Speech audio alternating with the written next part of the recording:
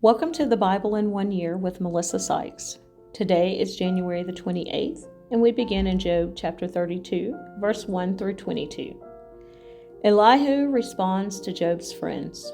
So these three men ceased answering Job because he was righteous in his own eyes. Then the wrath of Elihu the son of Barachel, the Buzite, of the family of Ram, was aroused against Job. His wrath was aroused because he justified himself rather than God. Also against his three friends his wrath was aroused, because they had found no answer and yet had condemned Job. Now because they were years older than he, Elihu had waited to speak to Job. When Elihu saw that there was no answer in the mouth of these three men, his wrath was aroused. So Elihu the son of Barachel the Buzite answered and said, I am young in years, and you are very old. Therefore I was afraid, and dared not declare my opinion to you. I said age should speak, and multitude of years should teach wisdom. But there is a spirit in man, and the breath of the Almighty gives him understanding. Great men are not always wise, nor do the aged always understand justice. Therefore I say, listen to me. I also would declare my opinion. Indeed, I waited for your words. I listened to your reasonings while you searched out what to say. I paid close attention to you, and surely not one of you convinced Job or answered his words. Lest you say, we have found wisdom. God will vanquish him, not man. Now he has not directed his words against me, so I will not answer him with your words. They are dismayed and answer no more. Words escape them, and I have waited because they did not speak, because they stood still and answered no more. I also will answer my part. I too will declare my opinion, for I am full of words. The spirit within me compels me. Indeed, my belly is like one that has no vent. It is ready to burst like new wineskins. I will speak that I may find relief. I must open my lips and answer. Let me not, I pray, show partiality to anyone, nor let me flatter any man.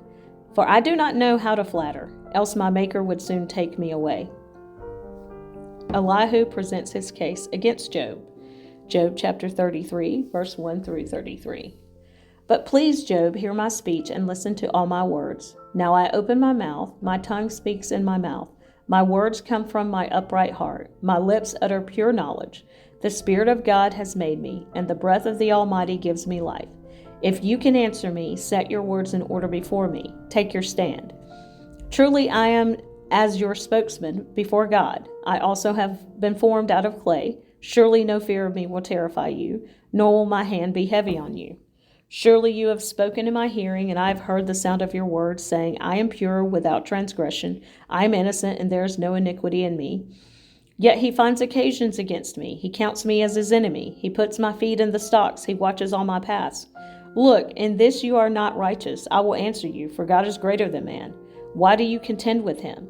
For he does not give an accounting of any of his words. For God may speak in one way or in another, yet man does not perceive it.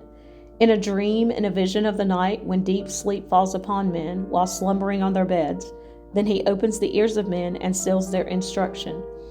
In order to turn man from his deed and conceal pride from man, he keeps back his soul from the pit and his life from perishing by the sword. Man is also chastened with pain on his bed and with strong pain in many of his bones, so that his life abhors bread and his soul's succulent food. His flesh wastes away from sight, and his bones stick out which once were not seen. Yes, his soul draws near the pit, and his life to the executioners. If there is a messenger for him, a mediator, one among 1,000, to show man his uprightness, then he is gracious to him and says, Deliver him from going down to the pit. I have found a ransom. His flesh shall be young like a child's. He shall return to the days of his youth. He shall pray to God, and he will delight in him. He shall see his face with joy, for he restores to man his righteousness. Then he looks at men and says, I've sinned and perverted what was right, and it did not profit me. He will redeem his soul from going down to the pit, and his life shall see the light. Behold, God works all these things, twice in fact, 3 times with a man, to bring back his soul from the pit, that he may be enlightened with the light of life. Give ear, Job, listen to me. Hold your peace, and I will speak. If you have anything to say, answer me. Speak, for I desire to justify you. If not, listen to me. Hold your peace, and I will teach you wisdom.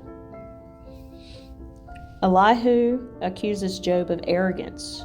Job chapter 34, verse 1 through 37. Elihu further answered and said, Hear my words, you wise men. Give ear to me, you who have knowledge.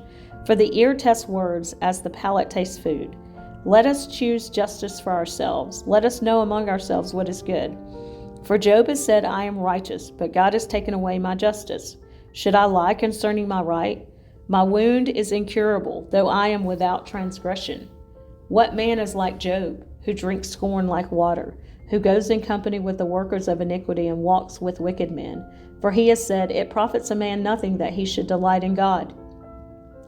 Therefore listen to me, you men of understanding. Far be it from God to do wickedness, and from the Almighty to commit iniquity. For he repays man according to his work, and makes man to find a reward according to his way. Surely God will never do wickedly, nor will the Almighty pervert justice. Who gave him charge over the earth, or appointed him over the whole world? If he should set his heart on it, if he should gather to himself his spirit and his breath, all flesh would perish together, and man would return to dust.